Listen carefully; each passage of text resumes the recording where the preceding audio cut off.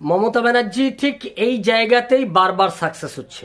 কালীগঞ্জ বিধানসভার উপনির্বাচনের রেজাল্ট বেরোবে আর ঠিক সেই সময় ডেটা সেন্টার কাউন্টিংয়ে ঠিক ডেটা সেন্টারে ঘরে আগুন লেগে গেল না আগুন লাগিয়ে দেওয়া হলো এটা এখনই বলা যাচ্ছে না, কিন্তু এটা বোঝা গেল যে নির্বাচন কমিশনের দপ্তরে যেখানে ওই কাউন্টিং চলছিল সেই দপ্তরের ঘরেই আগুন লেগে গেল।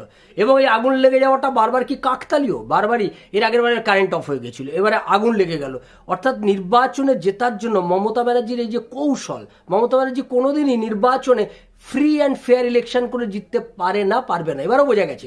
ফলে এবারের কাউন্টিংয়েও গোলমাল জল মেশানোর জন্য জিততে হয়তো তৃণমূল কংগ্রেস যেত, কারণ ওখানে প্রায় 50% ওপর 53% মুসলমান ভোট আছে।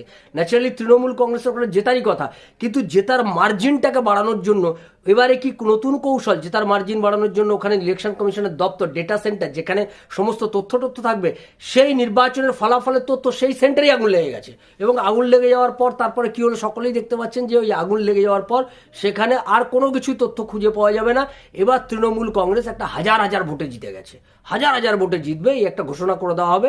এবং ঘোষণা করে দেওয়ার পর বলা হবে, মমতা ব্যানার্জি বলবে এই দেখেছো মানুষ আমাকে ভোট দিচ্ছে, এই ভোটে আমি জয় হচ্ছি। অর্থাৎ এক নির্বাচনের কাউন্টিংয়ের সময় মমতা ব্যানার্জি এই যে খেলে দেওয়া প্রশান্ত কিশোর তাকে শিখিয়ে দিয়ে গেছে আইপ্যাকের, এখন সেই প্রশান্ত কিশোর বিহারের নির্বাচনে দাঁড়িয়ে বড় বড় ডায়লগ মারছে, এই প্রশান্ত কিশোরই এইসব মমতা ব্যানার্জিকে শিখিয়ে দিয়ে গেছে। এটা কিন্তু মমতা ব্যানার্জি কন্টিনিউ চালিয়ে যাচ্ছে। নির্বাচনে কাউন্টিংয়ের দিন কিভাবে গুলিয়ে দিতে হয়, কালীগঞ্জের উপনির্বাচন কিন্তু এটা একটা সংকেত দিয়ে দিল, এবং এটা একটা বিপদ সংকেতও বটে। 2026 বিধানসভা নির্বাচনের আগে যদি গোটা পশ্চিমবাংলার সব কাউন্টিং হলে আগুন লেগে যায় তাহলে কিন্তু অবাক হবেন না। আর এটা মাথায় রাখবেন, সেই কাউন্টিং হলে আগুন লাগার আগে গোটা পশ্চিমবাংলার মানুষকে আগুনের মতো জ্বলে উঠতে হবে, যাতে ওই আগুন লাগানোর সুযোগ মমতা ব্যানার্জির দল তৃণমূল কংগ্রেসের দল না পায়। কারণ কাউন্টিং হলেই খেলাটা মমতা ব্যানার্জি বারবার খেলছে। পঞ্চায়েত হোক, লোকসভা নির্বাচন হোক, 21 বিধানসভা নির্বাচন হোক, 26 এই এবারে কালীগঞ্জের উপনির্বাচন হোক, আর সামনের বিধানসভা নির্বাচনেও একই খেলা খেলবে মমতা ব্যানার্জি। ঠিক এই খেলাটাই খেলে কাউন্টিংয়ের সময়। এটা প্রশান্ত কিশোর তাকে শিখিয়ে দিয়ে গেছে, ওর কাছ থেকে এটা রপ্ত করেছে।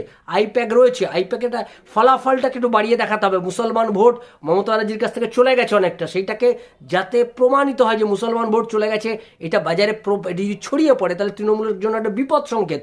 তাই এটাকে চাপা দেওয়ার জন্য, ধামাচাপা দেওয়ার জন্যই কি এই আগুন লাগানোর ব্যবস্থায় প্রশ্ন কিন্তু উঠছে। ফলে শেষ পর্যন্ত আমরা দেখব আগুনটা লাগলো না লাগানো হলো, এই গোটা ব্যাপারটা কিন্তু প্রশ্ন থাকছে।